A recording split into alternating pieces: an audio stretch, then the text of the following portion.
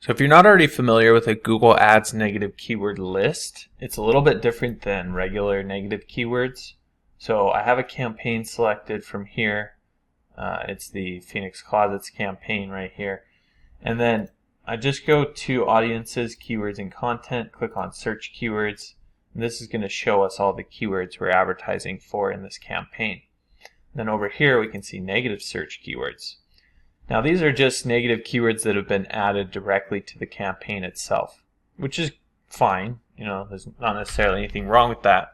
Where you run into an issue is if you have maybe you're advertising the same set of keywords but in 5 different locations in 5 different campaigns. Like maybe you have 5 satellite offices for your business and you're finding that you're adding the same negative keywords to campaigns over and over and over again because they're all in different areas and the same things are coming up over and over again.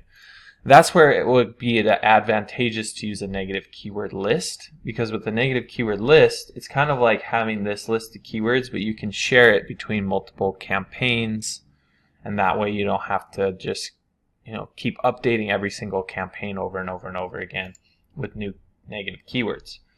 So to do this, from the negative keyword area, we're going to click this plus sign here.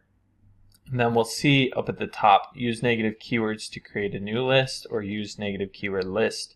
We don't have one created in this account yet, so we're going to add new negative keywords as a list.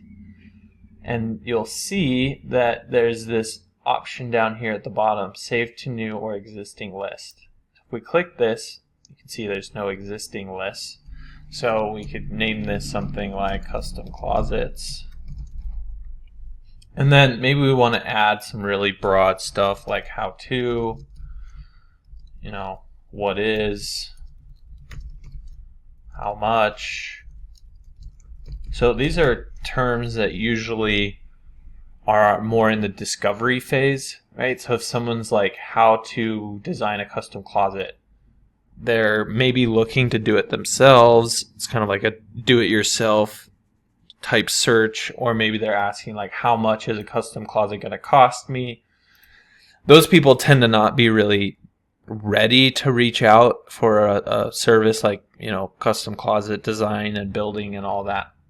So we're also adding these as phrase match, which I don't think we need to get too deep into this, but basically phrase match just means, any keyword somebody searches that has this sort of intent behind it, like how much or contains this term, is not going to show our ads on those keywords. So if someone searches like how to build a custom closet, this is going to prevent our ads from showing up when somebody searches that keyword. Or what is a custom closet, right? If somebody doesn't even know what a custom closet is, then the odds of them being ready to buy a custom closet are pretty slim to none. So we'll put in whatever negative keywords we want on our list here. Make sure to save as a new or existing list. Give it a name here. Of course, you can select an existing list if you have one. And then you just click save. And now you'll see there's this list that's been created. And we can click on it, which now takes us to a totally different part of Google Ads, which is the tools section here. So now we're in shared library in the exclusion lists section. And so we have this one negative keyword list. We've selected it here. And we can see it's associated with this one campaign. We can click apply to campaigns and add it to more campaigns. So you can have this one negative keyword list added to 10, 20, 50, 100 different campaigns. That will help save time so that you can just go in, add negative keywords to this list, and when you do that, it's going to add it to every campaign that the list is associated to. So that way you can just maintain one list of negative keywords, and you could do this for maybe you have like 2 sets of campaigns, but like you're advertising 2 different services. So Phoenix Closets might be one, and then like maybe you do bathroom and kitchen remodels. So you could have Phoenix bathroom and kitchen remodels. And maybe you're advertising in a bunch of different cities around Phoenix, and you have different campaigns for each of those cities. Then you just have to maintain 2 lists, one having to do with closets, one having to do with kitchen and bathroom remodels.